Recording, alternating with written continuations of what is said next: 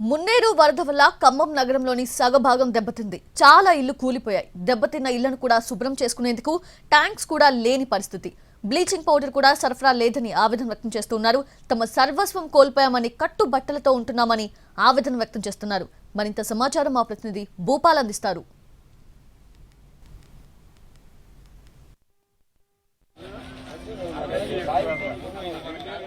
అనూహ్యంగా వచ్చిన వరదతో మున్నేరుకు భారీ ఎత్తున పెరగటం, దీని ప్రభావం వల్ల ఖమ్మం జిల్లా కేంద్రంలో దాదాపుగా అనేక ప్రాంతాల్లో తీవ్ర నష్టం వాటిల్లిన పరిస్థితి ఏర్పడింది.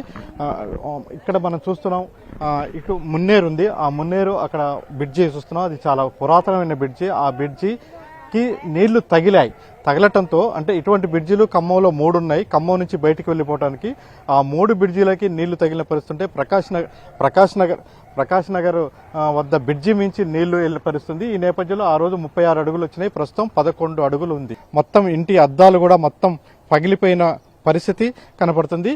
ఇదే పరిస్థితి అంటే గత నెల 31వ తారీఖు నాడు రాత్రి వచ్చిన వరద 1వ తారీఖు నాడు సాయంత్రానికైతే తగ్గుముఖం పట్టింది. తగ్గుముఖం పట్టిన తర్వాత మీ ఎక్కడ ఏంటి అసలు మా బాధ ఏంది? అసలు కట్టుకునే బట్టలు లేవు, తినడానికి తిండి లేదు, అసలు ఏం లేదు. మా పరిస్థితి అడుక్కొని తొడుక్కొని వచ్చినాం. మా బాధ అయితే ఎవరికి చెప్పలేము. ఆ బాధ ఎంత వేదన ఉన్నామో, పండుకోవడానికి కూడా స్థలాలు లేవు. అంత ఘోర స్థితిలో ఉన్నాం. మేము ఎవరికి అడిగి పోయి ఏం ఆదాయం అడగాలి? బంగారం పోయినాయి, డబ్బులు పోయినాయి, అసలు ఏం లేదు. అనుకోకుండా వచ్చింది ఆదివారం నైట్. అసలు పొద్దున్నే అంత ఘోర స్థితిలో మాకు ఎన్నడూ ఇలా జరగలేదు. అసలు ఏం కాలం, ఎంత వేదన పడుతున్నామంటే అంత ఘోర స్థితిలో అసలు ఏమి లేవు. అసలు వేరే వాళ్ళని అడుక్కుంటే వాళ్ళు ఎంతగానో దూషించుతాండ్రు. బట్టల కోసానికి మమ్మల్ని చిన్న పిల్లలు, బిడ్డ పిల్లల్ని వదిలేసినాం. అంత ఘోర స్థితిలో ఏడ కొట్టుకుపోతామని అందరూ మమ్మల్ని లాగారు బయటికి. అంత స్థితిలో ఉన్నాం. అసలు బియ్యం, నాని, బట్టలు అన్ని కొట్టుకొచ్చి ఎంత బాధ ఉంది మాదైతే. మీ ఇల్లంతా దెబ్బతిన్నదా? అదే సార్, మాది ఇల్లంతా అసలు ఏం లేదు సార్. లోపల మొత్తం పోయింది సార్.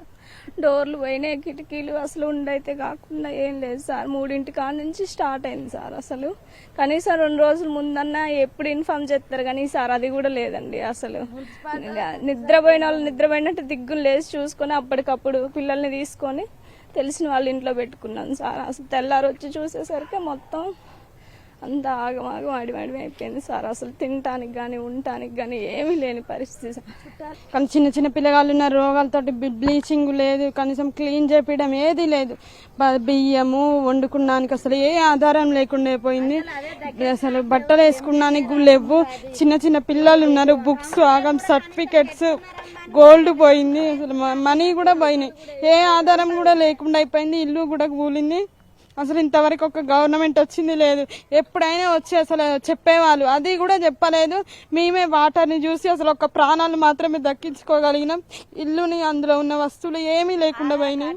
ఈ ప్రకృతి విలయాన్ని ఎవరు ఆపలేరు, కానీ ప్రకృతి విలయం జరిగిన తర్వాత వాళ్ళకి అంటే సహాయక చర్యల విషయంలో మాత్రం ఘోరంగా విఫలమైనట్లు, అధికార యంత్రాంగం మాత్రం చాలా నిర్లక్ష్యంగా విఫలమైనట్లుగా ఆరోపణలు వస్తున్నాయి. అంటే దీనికి సంబంధించి ఇప్పటికే వాటర్ ట్యాంకర్లు క్లీనింగ్కి పంపించామని చెప్తున్నారు, కానీ ఎక్కడ కూడా దానికి సంబంధించిన ఆధారాలు మాత్రం కనపడట్లేదు. ఎక్కడ చాలా నిర్లక్ష్యంగా, అంటే వీళ్ళని ఎవరిని పట్టించుకోకపోవటం వల్ల, కనీసం బ్లీచింగ్ కానీ వాటర్ ట్యాంకులు పంపకపోవటం వల్ల ఇబ్బంది పడుతుంది. 3 రోజులు బట్టి కరెంటు లేకపోవడం వల్ల బోర్లు కూడా వేసుకోలేని పరిస్థితి ఏర్పడింది. కెమెరా పర్సన్ పృథ్వీతో భూపాల్, NTV.